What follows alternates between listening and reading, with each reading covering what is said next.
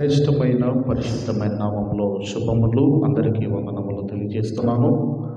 Last week మనం ఏం నేర్చుకున్నామండి? పోయిన వారం మనం ఏం నేర్చుకున్నామండి? ప్రధాన కాపరి ఎందుకు ప్రత్యక్షమయ్యాడు అన్న అంశాన్ని మనం ప్రారంభించుకున్నాము.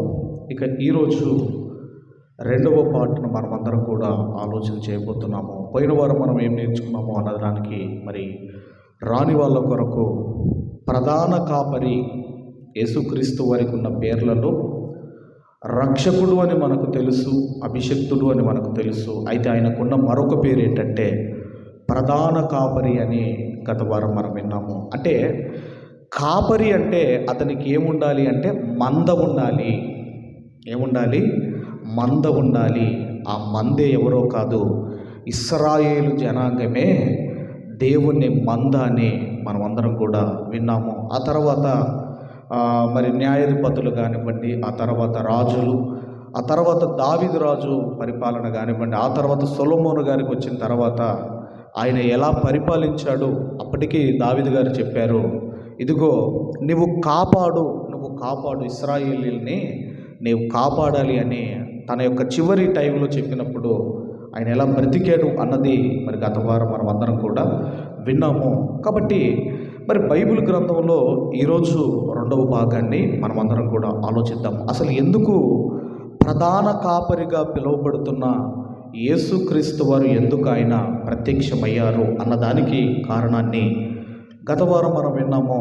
చెదిరిపోయిన వారిని సమకూర్చడానికి యేసుక్రీస్తు వారు ఈ లోకంలోనికి ప్రవేశించాడు అని మనం విన్నాము. ఇక ఈరోజు మనం ఆలోచన చేయగలిగితే మరి ఆ రోజు ఇక చివరి న్యాయాధిపతి ఎవరు అన్నప్పుడు సమూయేలు గారి దగ్గరికి ఇశ్రాయేలు పెద్దలు అందరూ వచ్చి, అయ్యా, నీలాంటి ప్రవర్తన కలిగిన వారు కాదు నీ పిల్లలు, కాబట్టి సకల జనుల మర్యాద చొప్పున మాకు ఒక రాజు కావాలి, మమ్మల్ని ఏలేవాడు, మమ్మల్ని పరిపాలించేవాడు, మా బాగోగులు చూసుకునేవాడు, మాకు ఒక రాజు కావాలి అని ఈ పెద్దలందరూ వెళ్ళి సమూయేలు గారిని అడగటము. ఎందుకంటే అప్పటి వరకు ఇశ్రాయేలీలందరినీ ఏలుతున్నది దేవుడు. అంటే వాళ్ళు ఏం కోరుకున్నారు అంటే, మాకు దేవుని పరిపాలన వద్దు, మాకు ఒక మనిషి పరిపాలన కావాలి అని కోరుకున్నారు. ఎందుకంటే దేవుడే ఇశ్రాయేలీలను ఏలుతున్నాడు, అది వద్దనుకున్నారు. ఆ తర్వాత వారికి ఇచ్చిన మొట్టమొదటి రాజే ఎవరు అన్నప్పుడు బెన్యామీను గోత్రానికి చెందిన సౌలును వారికి రాజుగా ఇచ్చాడు. ఇప్పుడు మనం ఆలోచన చేయగలిగితే ఆల్రెడీ దేవుడు పాత నిబంధనలో ధర్మశాస్త్రంలో చెప్పాడు. పాత నిబంధన అంటే ఇశ్రాయేలుకి ఏంటంటే ఒక చట్టము, దేవుడు నియమించిన ఒక చట్టము, ధర్మశాస్త్రము అనేది ఒక చట్టము. ఈరోజు ప్రతి దేశానికి ఒక రాజ్యాంగం ఎలా ఉంటుందో ఆ రాజ్యాంగము, అందులో ఉన్న సెక్షన్లు, అందులో ఉన్న రూల్స్ ప్రకారం ఎలాగైతే వెళ్ళాలో అలాగే ఇశ్రాయేలీలకు దేవుడు ధర్మశాస్త్రాన్ని ఒక చట్టముగా ఇచ్చాడు. ఒకసారి ఆ మాట మీరు చూడగలిగితే కీర్తనల గ్రంథం 80వ అధ్యాయము, అందరూ కూడా దయచేసి కీర్తనల గ్రంథము 80వ అధ్యాయము, దయచేసి 80 అధ్యాయము మొదటి వచనాన్ని మనమందరం కూడా చదువుకుందామమ్మా. 80 మొదటి వచనాన్ని మనం చదువమ్మా.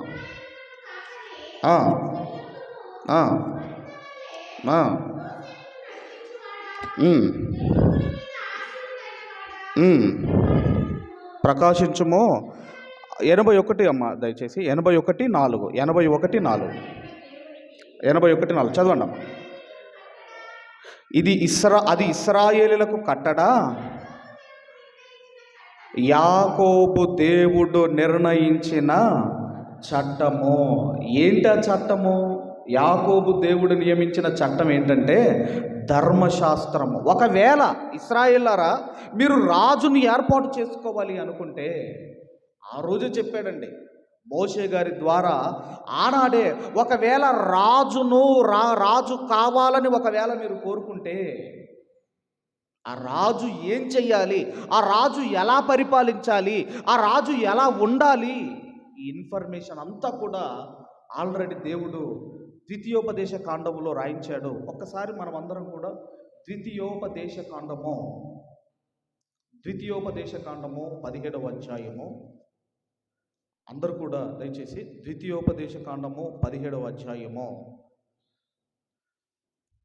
14వ వచనం నుండి 17వ వచనం వరకు గల లేఖన భాగాలు చదువుకుందాం. చదవము.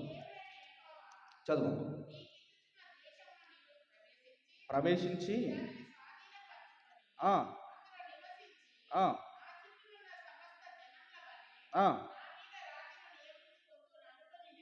ఆ నీ దేవుడైన యెహోవా ఏర్పరచు వానిని అవశ్యముగా మీ మీద రాజుగా నియమించుకొనవలెను. ఆ దేశానికి వెళ్ళిన తర్వాత ఒకవేళ రాజు కావాలి అనుకుంటే మీ సహోదరులలోనే, మీ సహోదరులు అంటే ఈ 12 గోత్రాల వారు ఎవరు అన్నప్పుడు వీళ్ళు సహోదరులు. ఈ 12 గోత్రాల నుండే మీరు రాజును ఏర్పాటు చేసుకోవాలి. చదవమ్మా. నీ సహోదరులోనే ఒకని మీ మీద రాజుగా నిర్ణయించుకొనవలెను. నీ సహోదరుడు కాని అన్యుణ్ణి నీ మీద నిర్ణయించుకొనకూడదు. అంటే ఆ రాజు గుర్రములను విస్తారముగా సంపాదించుకొనవలదు అంటున్నాడు. ఆ రాజు విస్తారముగా సంపాదించుకొనవలదు అంటే రాజు అయిన తర్వాత నేను నా సహోదరులను దోచుకుంటాను అంటే కుదరదు అంటున్నాడు దేవుడు.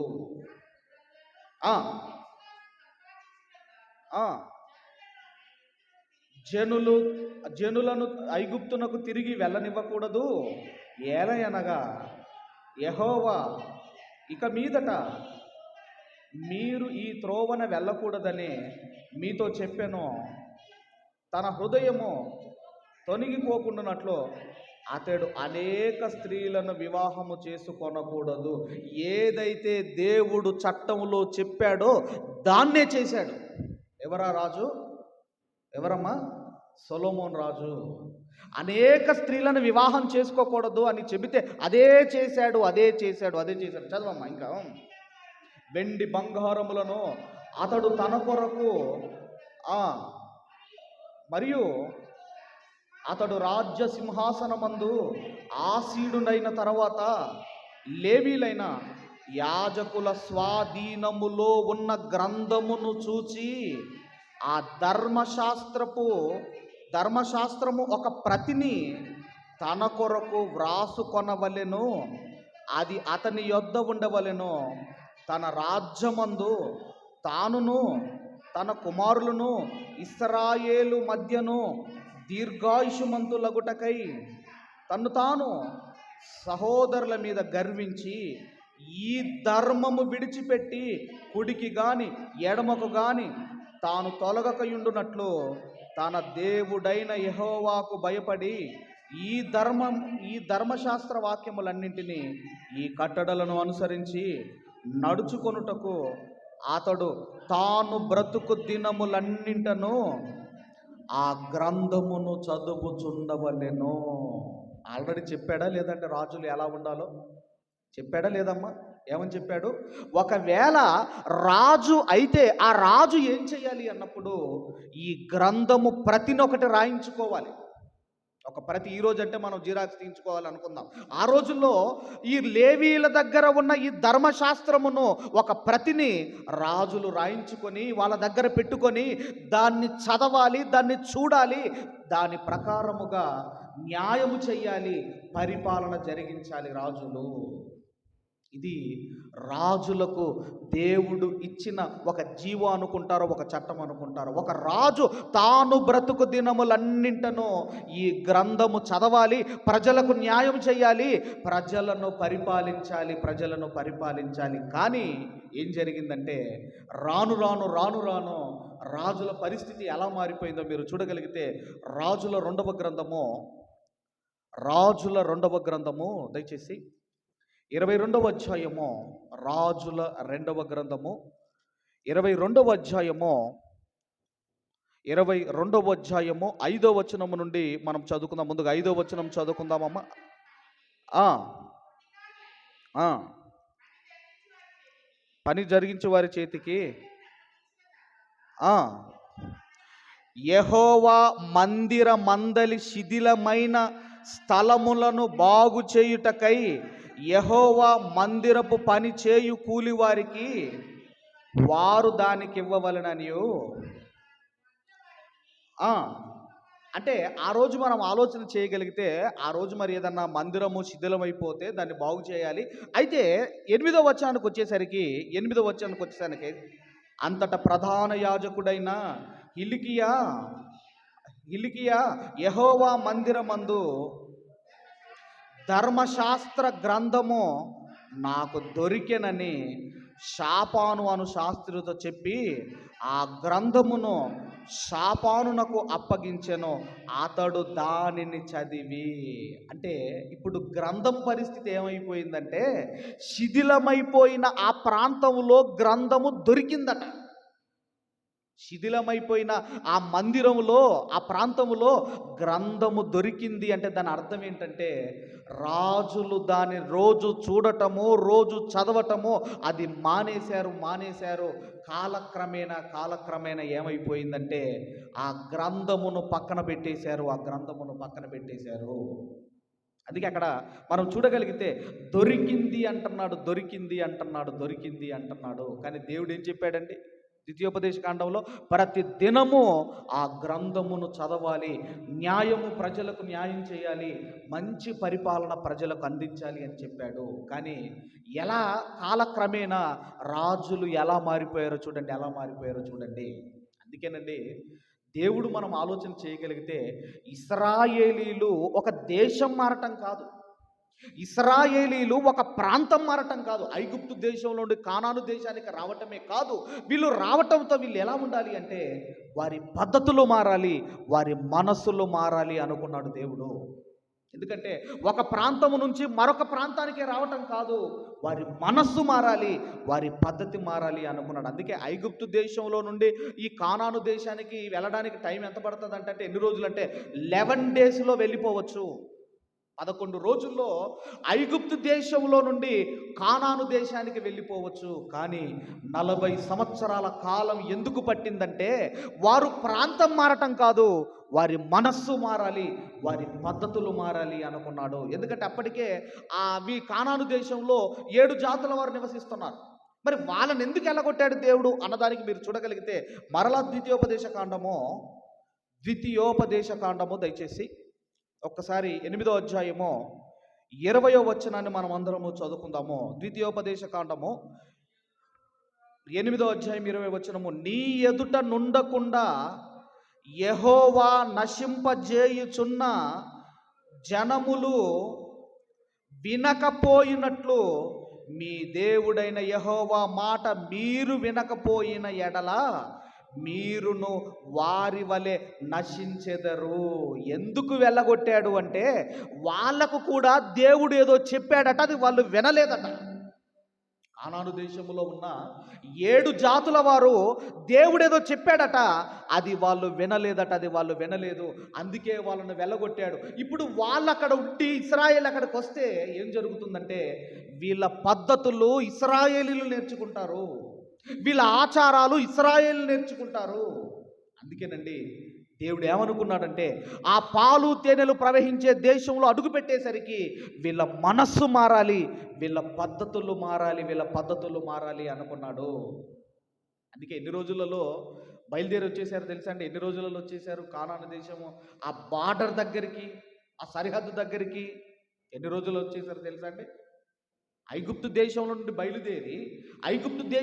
బయలుదేరి ఈ కానాను సరిహద్దు వరకు ఎన్ని సంవత్సరాల్లో వచ్చేసారో మీరందరూ కూడా చూడగలిగితే, ఏనమ్మా?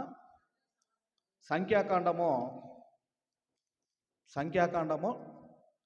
10వ అధ్యాయము 11వ వచనాన్ని మనం అందరం చదువుకుందాం. సంఖ్యాకాండం 10వ అధ్యాయము చదవమ్మా. 2వ సంవత్సరము 2వ నెల 25వ తేదీన మేఘము సాక్ష్యపు మందిరపు మీద నుండి పైకెత్తబడును గనక ఇశ్రాయేలీలు సీనాయి అరణ్యములో నుండి ప్రయాణములు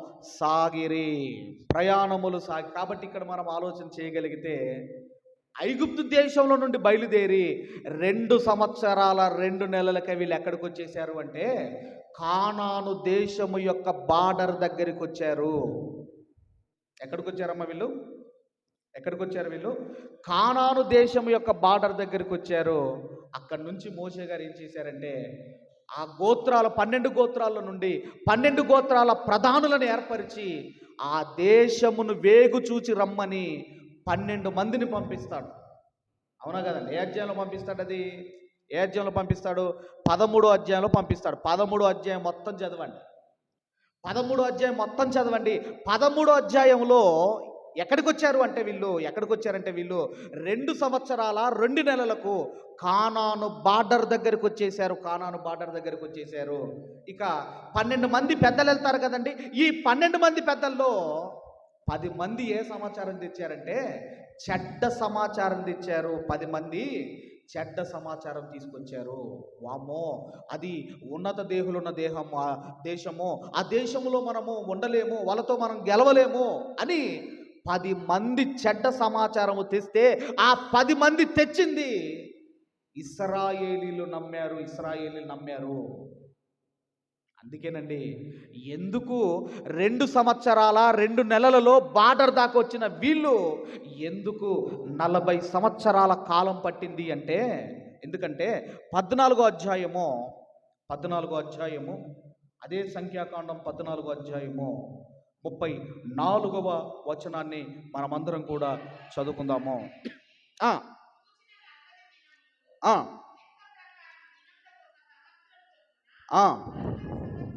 40 సంవత్సరములు నేను మిమ్మును రోసివేసినట్టు తెలుసుకొందురు. ఏ 40 రోజులైతే వేగు చూసి వచ్చారో అది మంచి దేశము కాదని 10 మంది చెబితే మీరు ఎలాగైతే నమ్మారో, అందుకే అంటున్నాడు 40 సంవత్సరాలు మిమ్మల్ని తిప్పుతాను అని. అది దేవుడేదో ఉద్దేశపూర్వకంగా తిప్పింది కాదు, వాళ్ళంతటా వాళ్ళు చేసుకున్నది. ఎర్ర సముద్రం పాయలు చేశాడే దేవుడు. ఆ ఐగుప్తు దేశంలో ఎన్నో అద్భుతాలు, ఎన్నో సూచక్రియలు చేశాడే దేవుడు. ఇవన్నీ నమ్మి అది పాలు తేనెలు దేశం, ప్రవహించు దేశం అంటే నమ్మలేదు గనక దేవుడు అన్నాడు 40 సంవత్సరాలు అరణ్యంలో తిప్పాడు. ఎందుకంటే వారి పద్ధతులు మారాలి, వారి మనస్సు మారాలి. లేదంటే 2 సంవత్సరాలు 2 నెలలకే వెళ్ళిపోయే వాళ్ళు వీళ్ళందరూ కూడా కానాను దేశంలో అడుగు పెట్టేవారు వీళ్ళు. కానీ చేతులారా వాళ్ళంతటా వాళ్ళే పోగొట్టుకున్నారు. 40 సంవత్సరాలు దేవుడు అరణ్యంలో తిప్పాడు. కాబట్టి మనం ఆలోచన చేయగలిగితే ఇశ్రాయేలుకు దేవుడు రాజులను ఒక కాపరిగా ఇచ్చాడు. అందుకే ఈ కాపరులు మనం ఆలోచన చేయగలిగితే వీళ్ళు బైబిల్ చదవాలి, ధర్మశాస్త్రాన్ని చదవాలి, న్యాయం అందించాలి, పరిపాలన చెయ్యాలి. కానీ ఏం జరిగింది అని మనం చూడగలిగితే ఈరోజు మరొక రాజు గురించి మనం చూద్దాము. దయచేసి అందరం కూడా ఇర్మియా గ్రంథము 23వ అధ్యాయము, ఇర్మియా గ్రంథం 23వ అధ్యాయము మొదటి వచనాన్ని మనం చదువుకుందాం. యెహోవా వాక్కు ఇదే, నా మందలో చేరిన గొర్రెలను నశింపజేయుచు చెదరగొట్టు కాపరులకు శ్రమ అంటున్నాడు. నా మందలో చేరిన గొర్రెలను నశింపజేయుచు చెదరగొట్టు కాపరులకు శ్రమ అంటున్నాడు. గత వారం మనము సొలొమోను రాజు గురించి మనం విన్నాము. ఇక ఈరోజు మరొక రాజు ఏం చేశాడు అన్నప్పుడు రాజుల రెండవ గ్రంథము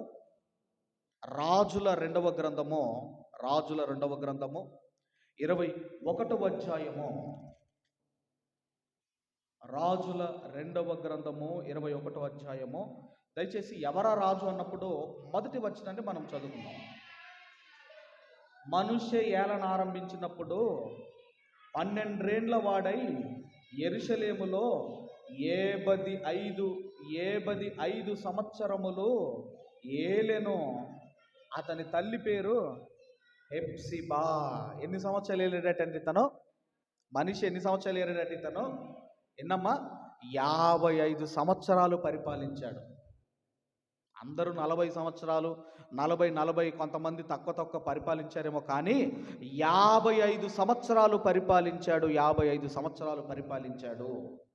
ఇతని తర్వాత మీరు చూడగలిగితే, తర్వాత చదువుకుంటూ మీరు రాగలిగితే 2వ వచనం, అతడు యెహోవా దృష్టికి చెడుతనమును జరిగించుచు ఇశ్రాయేలు ఎదుట నిలవకుండా యెహోవా వెళ్ళగొట్టిన జనములు చేసినట్లు హేయక్రియలు చేయుచు వచ్చెను. మనం 7 జాతుల వారిని దేవుడు వెళ్ళగొట్టాడు అని మనం ద్వితీయోపదేశ కాండంలో మనం చదువుకున్నాం కదా. వాళ్ళేదో క్రియలు చేశారట. వాళ్ళ క్రియలను ఇది మంచిది కాదు, ఇది మీరు మార్చుకోవాలి అంటే వాళ్ళు మార్చుకోలేదు గనక ఆ దేశములో నుండి వెళ్ళగొట్టాడు. ఇంతక ఏంటా క్రియలు అన్నప్పుడు, తన తండ్రి అయిన హిజ్కియా పడగొట్టిన ఉన్నత స్థలములను అతడు తిరిగి కట్టించి, బయలుదేవతలకు బలిపీఠములు కట్టించి, ఇశ్రాయేలు రాజైన ఆహాబు చేసినట్లు దేవతా స్తంభములను చేయించి నక్షత్రములకు మ్రొక్కి వాటిని పూజించుచుండెను. ఇంకా ఏం చేశాడు ఈయన? ఇంకేం చేశాడు? మరియు నా నామమును ఉంచుదునని యెహోవా సెలవిచ్చిన యెరూషలేములో అతడు యెహోవా మందిరమందు బలిపీఠమును కట్టించెను. మరియు యెహోవా మందిరమందున్న 2 సాలలలో ఆకాశ సమూహములకు అతడు బలిపీఠములు కట్టించెను. అతడు తన కుమారుని అగ్నిగుండము దాటించి జ్యోతిష్యము శకునములను వాడుక చేసి యక్షినిగాండ్రతోనూ సోదెగాండ్రతోనూ సాంగత్యము చేసెను. అంటే దేవుడు చెయ్యమన్నదేంటి, ఈ కాపర్లు చేస్తున్నదేంటి మీరు ఆలోచించండి. జ్యోతిష్యము, ఈ శకునములను, ఈ యక్షగాండ్రతోని వీళ్ళందరితో ఏం చేశాడంటే సాంగత్యము చేశాడట. మొన్న ఒక ఆయన చాలా ఫేమస్, మనకు ఈ సోషల్ మీడియాలో వస్తూ ఉంటాడు. ఆయన చెప్పిందే జరుగుతుందని ఏం చేశారంటే, ఈసారి కేటీఆర్ ఏమవుతాడంటే ఈసారి సీఎం అవుతాడని చెప్పాడు ఆయన. కేసీఆర్ కూడా కాదు, కేటీఆర్ డైరెక్ట్ ఆయన ఏమవుతాడంటే సీఎం అవుతాడని చెప్పాడు. కానీ ఎవరయ్యారమ్మా? అమ్మా, ఈ జ్యోతిష్యము ఇది ఎలాగుంటుందంటమ్మా, ఏమంటాడంటే గ్రహచారం అన్న మాట ఎప్పుడైనా విన్నారమ్మా? గ్రహచారం అని అంటారు కదా. గ్రహచారం అన్న మాట ఎప్పుడైనా విన్నారా? ఏదన్నా యాక్సిడెంట్ అయిందో, ఏదైనా జరిగినప్పుడు నాకు గ్రహచారం ఇంతే ఉందని మాట్లాడుతూ ఉంటారు కదా. అసలు నీకు గ్రహాలకు సంబంధం ఏంటి? ఏందమ్మా, అక్కడెక్కడో ఉన్నాయి గ్రహాలు, నవగ్రహాలు, 9 గ్రహాలు. ఇప్పుడేం ప్లూటో గ్రహం కాదంటున్నారు, ప్లానెట్ కాదంటున్నారు. మరి అక్కడెక్కడో ఉన్న గ్రహానికి నీకు సంబంధం ఏంటి? కాబట్టి మనం ఆలోచన చేయగలిగితే ఈ జ్యోతిష్కులు, ఈ శకునములను చూసేవాళ్ళు, ఈ వాస్తులు ఇవన్నీ ఉంటాయి కదండి, ఇవన్నీ కూడా ఇతను ఏం చేశాడంటే సోదగాళ్ళతో ఇతను సాంగత్యము చేశాడు. అంటే దేవుడు ఎందుకు వెళ్ళగొట్టాడో వీళ్ళకి అర్థం కావటం లేదు, రాజులకు, ఈ కాపురులకు. తర్వాత 7వ వచనానికి వచ్చేసరికి చదవాలి. యెహోవా జరిగించుచు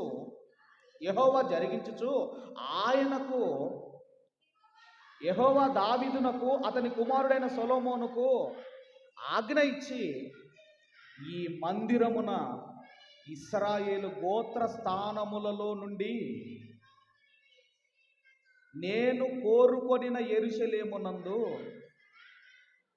నా నామము సదాకాలము ఉంచుదునని సెలవిచ్చిన యెహోవా మందిరమందు తాను చేయించిన అషేరా ప్రతిమను ఉంచెను.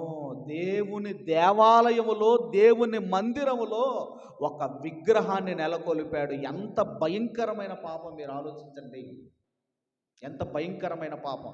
ఇంకా ఆయన ఏం చేశాడు? 16వ వచనం చదువుకుందాం. 16వ వచనము చదవన్నా. మరియు మనష్షే యెహోవా దృష్టికి చెడు నడత నడిచి యూదా వారిని పాపములో దింపినది గాక యెరూషలేమును ఈ కొన నుండి ఆ కొన వరకు రక్తముతో నిండునట్లు నిరపరాధుల రక్తమును బహుగా ఒలికించెను.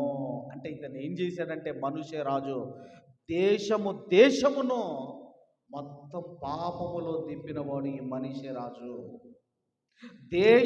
దేశమే పాపములో దింపినవాడు. కాబట్టి మనం ఆలోచన చేయగలిగితే దేవుడు చెప్పిందేంటి, ఈ కాపరులు అని పిలువబడుతున్న ఈ రాజులు చేస్తున్నదేంటి, గ్రంథము చేతిలో ఉండాలి, దాన్ని చదవాలి, ప్రజలకు న్యాయం చేయాలి, ప్రజలను కాపాడాలి, చక్కని పరిపాలన అందించాలని దేవుడు చెబితే నిరపరాధుల రక్తమును బహుగా ఒలికించాడు. ఇలా ఉంది.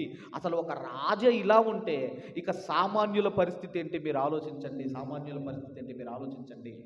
ఆ తర్వాత ఇప్పుడు రాజులు ఇలాగున్నారు, ఇక యాజకుల పరిస్థితి కూడా ఒక్కసారి మీరు చూడగలిగితే, యాజకులు కూడా ఎలా ఉన్నారు మీరు చూడగలిగితే, హోషియా గ్రంథము, ఒకసారి యాజకులు కూడా ఎలా ఉన్నారో చూడండి. హోషియా గ్రంథము 4వ అధ్యాయము, హోషియా గ్రంథము 4వ అధ్యాయము 6వ వచనము నుండి 8వ వచనము వరకు గల లేఖన భాగాలు చదువుకుందాం. చదవండి. నా జనులు జ్ఞానము లేని వారై నశించుచున్నారు, నీవు జ్ఞానమును విసర్జించుచున్నావు గనుక నాకు యాజకుడవు కాకుండా నేను నిన్ను విసర్జింతును. నీవు నీ దేవుని ధర్మశాస్త్రమును మరచితివి గనుక నేనును నీ కుమారులను మరుతును. తమకు కలిగిన కొలది వారు నా యొడల అధిక పాపము చేసిరి గనుక వారి ఘనతను నీచ స్థితికి మార్చుదును. నా జనుల పాపములను ఆహారము చేసుకొందురు గనుక జనులు మరి అధికముగా పాపము చెయ్యవలనని వారు కోరుదురు. యాజకులు ఏం చేస్తున్నారంటేనండి, యాజకులు ఏం చెప్పాలమ్మా, యాజకులు ఏం చెప్పాలి? ఇప్పుడు మీరు వచ్చారు, మీరు పాపాలు చేయకండి, మీరు పరిశుద్ధంగా ఉండండి, క్రీస్తును పోలి నడుచుకోండి, క్రీస్తు అడుగుజాడల్లో వెళ్ళండి అని మనం చెప్పాలి, అవునా కదండి? కానీ ఆ రోజు ఏం చెబుతున్నారు? పాపాలు చేయండి, ఇదిగో పశువులు ఉన్నాయి మీకు బలి కావడానికి, పాపాలు చేయండి, మీకు బలివ్వడానికి గొర్రెలు ఉన్నాయి, పాపాలు చేయండి, మీకు బలివ్వడానికి పక్షులున్నాయి, పాపాలు చెయ్యండి. అందుకే యేసుక్రీస్తు వారు యెరూషలేము మందిరంలో కొరడా పట్టుకొని మొత్తం వెళ్ళగొట్టాడు. యాజకులు ఏం చెప్తున్నారట? పాపాలు చెయ్యండి, బలివ్వండి. ఇలా అమ్ముకుంటున్నారు. అందుకేనండి జ్ఞానము లేక నశించిపోతున్నారు. చివరిగా ఇంకా యెహెజ్కేలు గ్రంథానికి మనం రాగలిగితే, యెహెజ్కేలు గ్రంథము 34వ అధ్యాయము 1 నుంచి 8 వచనాలు రాసుకొని పెట్టుకోండి. యెహెజ్కేలు గ్రంథము 34వ అధ్యాయము 1 నుంచి 3 వచనాలు మనం చదువుకుందాం. మరియు యెహోవా వాక్కు నాకు ప్రత్యక్షమై ఈలాగు సెలవిచ్చాను, నరపుత్రుడా, ఇశ్రాయేలీల కాపరులను గూర్చి ఈ మాట ప్రవచించుము. ఆ కాపరులతో ఇట్లనుము, ప్రభువగు యెహోవా సెలవిచ్చినదేమనగా, తమ కడుపును నింపుకొను ఇశ్రాయేలీల కాపరులకు శ్రమ. కాపరులు గొర్రెలను మేపవలెను గదా, మీరు కొవ్విన గొర్రెలను వధించి కొవ్వును తిని బొచ్చును కప్పుకొందురు గాని గొర్రెలను మేపరు. అంటే కాపరులు ఎలా మారిపోయారంటే వారి కడుపును మాత్రమే నింపుకుంటున్నారు, గొర్రెలను మేపటము లేదు. అందుకేనండి ఈ 34వ ఈ యొక్క అధ్యాయానికి, క్రొత్త నిబంధనలో గత వారం మనం బైబిల్ రీడింగ్ చదువుకున్న అధ్యాయానికి దగ్గర సంబంధం ఏంటి అన్నప్పుడు, ఇప్పుడు గత వారం మనం చదువుకున్న 1 పేతురు పత్రిక 5వ అధ్యాయము 1వ వచనము నుండి 4వ వచనము వరకు గల లేఖన భాగాలు మనం చదువుకుందాము. 1 పేతురు పత్రిక 5వ అధ్యాయము 1వ వచనం నుండి 4వ వచనం. తోటి పెద్దను క్రీస్తు శ్రమలను గూర్చి సాక్షిని బయలుపరచబడబోవు మహిమలో పాలివాడనై నేను మీలోని పెద్దలను హెచ్చరించుచున్నాను. ఒక తోటి పెద్దనై మీలోని పెద్దలు అంటే ఎవరు అంటేనండి, ఆ రోజు పెద్దలు అంటే సంఘాలను కాపాడుతున్నవారు, సంఘాలను కాయుచున్నవారు, అంటే సంఘ కాపరులు కావచ్చు, దైవజనులు కావచ్చు, ఆ రోజు పాస్టర్లు కావచ్చు. వారిని పేతురు గారు హెచ్చరిస్తున్నారు. ఏమని హెచ్చరిస్తున్నాడు? బలిమి చేతగాక దేవుని చిత్త ప్రకారముగా ఇష్టపూర్వకముగాను దుర్లాభాపేక్షతో కాక సిద్ధ మనసుతోనూ మీ మధ్యనున్న దేవుని మందను పై విచారణ చేయుచు దానిని కాయుడి దుర్లాభాపేక్షముతో కాక అంటున్నాడు. ఇంతకుముందు ఎహెజ్కేలు గ్రంథంలో చూడండి, మీరు పాపాలు చేయండి, మీరు పాపాలు చేస్తే మాకు రాబడి వస్తుంది, ఎందుకంటే ఈ జంతువులు అమ్ముడుపోతాయి, ఈ జంతువులు అమ్ముడుపోతే మాకు డబ్బులు వస్తాయి. అందుకేనండి, దుర్లాభాపేక్షముతో కాక ఇష్టపూర్వకముగా దేవుని మందను కాపాడండి అంటున్నాడు. దేవుని మందను కాపాడండి అంటున్నాడు అని 4వ వచనానికి వచ్చేసరికి చదవండి అమ్మా. 3వ వచనం కూడా 3వ వచనం, మీకు అప్పగింపబడిన వారై ప్రభువులైనట్టు ఉండక మందకు మాదిరిగా ఉండుడి. ప్రధాన కాపరి ప్రత్యక్షమైనప్పుడు మీరు వాడబారిని మహిమా కిరీటమును పొందుదురు అంటున్నాడు. ఆ రోజు రాజులను దేవుడు సింహాసనం మీద కూర్చోబెట్టాడు. ఆ తర్వాత మనకు రిఫరెన్స్ చెప్తాను, మీరు రాసుకుని టైం లేదు కనుక. లూకాసు వార్త 22వ అధ్యాయము 29-30 వచనాలు. లూకాసు వార్త 22వ అధ్యాయము 29-30 వచనాలు ఒకవేళ చూస్తే చూడండి. ఈరోజు ఎవరిని సింహాసనం మీద కూర్చోబెట్టాడో మీరు త్వరగా చదవండి అమ్మ, త్వరగా చదవండి అమ్మ. 22వ అధ్యాయము లూకాసు వార్త 29-30 వచనాలు.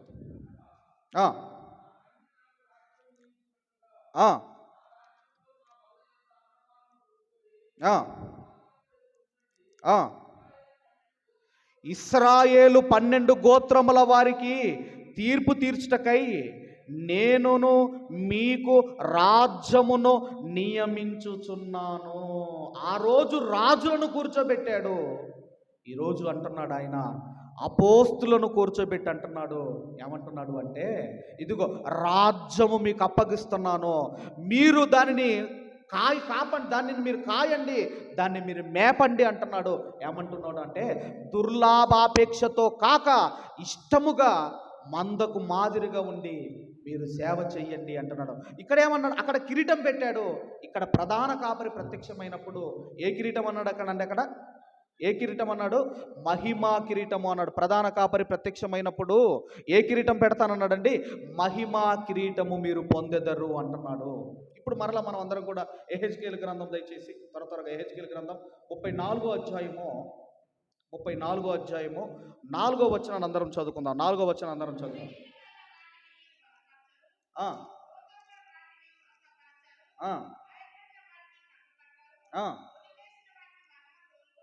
తోలుకొని రారు, తప్పిపోయిన వాటిని వెతకరు, అదిగా మాత్రమే గాక మీరు కఠిన మనస్కులై బలత్కారముతోనూ వాటిని ఏలుదురు అంటున్నాడు. తప్పిపోయిన వాటిని ఈ కాపర్లు వెతకటం లేదట. తప్పిపోయిన వాటిని వెతకటం లేదు. ఇప్పుడు 100 ఉన్నాయండి, 100లో ఒకటి తప్పిపోయి 99 అయ్యాయి. వీళ్ళు ఏమనుకుంటున్నారటంటే, ఒక్కటే కదా పోయింది, 99 ఉన్నాయి కదా ఉండని అనుకుంటున్నారు. ఆ 99లో ఒకటి పోతే ఆ 88 98 ఉన్నాయి కదా, ఒక 2 కదా తప్పిపోయినవి అనుకుంటున్నారట. అందుకే తప్పిపోయిన వాటిని వెతకటం లేదు. మరొక మాట అన్నాడు, తర్వాత ఏమన్నాడండి, మీరు కఠిన మనస్కులై బలత్కారముతో వాటిని ఏలుదురు అంటున్నాడు. అందుకే అన్నాడు, కఠిన మనస్సుతో కాదు మీరు కాచేది. ఎలా కాయాలి అంటే, ఇష్టపూర్వకముగా దేవుని మందను మనము కాయాలి. ఇష్టపూర్వకంగా. అందుకే మందకు మీరు ఎలా ఉండాలి అంటే, ఒక మాదిరిగా ఉండాలి. ఈరోజు ఇక్కడ ఉన్న మీరు అందరూ కూడా ఎలా ఉండాలి అంటే, నేను బ్రతికితే ఈయనలాగా బ్రతకాలి, నేను ఇస్తే ఈయనలాగా నేను కానుకలు ఇవ్వాలి, నేను వస్తే దేవుని మందిరానికి ఈయనలాగా నేను టైంకు రావాలి అన్నది ఎవరి దగ్గరనైనా మనం చూసి నేర్చుకుంటున్నామా?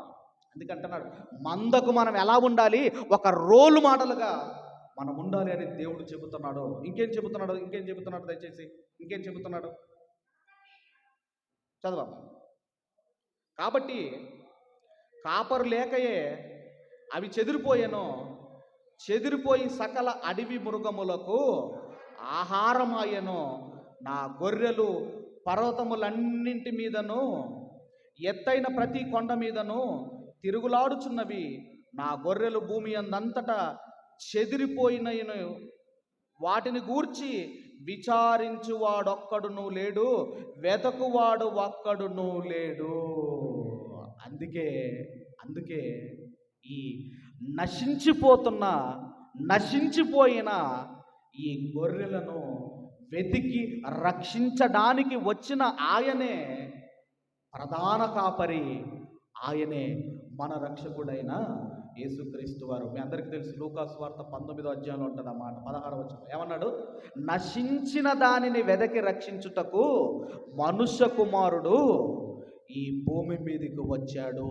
ఈ భూమి ఎందుకంటే కాపరులు దేవుడు చెప్పినట్టుగా గ్రంథము చేతిలో పట్టుకొని అది చదివి న్యాయ పరిపాలన అందించవలసింది పోయి వాళ్ళు దుర్లాభాపేక్షతో పరిపాలన చేశారు గనకనే అందరూ చెదిరిపోయారు, అందరికి ఆహారం అయ్యారు గనకనే వారిని వెతకడానికి వచ్చిన ఆయనే ప్రధాన కాపరి యేసుక్రీస్తు వారు. ఆయన అంటున్న మాట యోహాను సువార్త, ఇంతకుముందు బైబిల్ రీడింగ్లో మనం చదువుకున్నాము. యోహాను సువార్త ఆయన అంటున్న మాట 10వ అధ్యాయము 16వ వచనం చదువుకుందాం. 10వ అధ్యాయము 16వ వచనం చదువుకుందాం. చదవండి అమ్మా. ఈ దొడ్డివి కానీ వేరే గొర్రెలను నాకు కలవు, వాటిని కూడా నేను తోడుకొని రావలెను, అవి నా స్వరము వినును.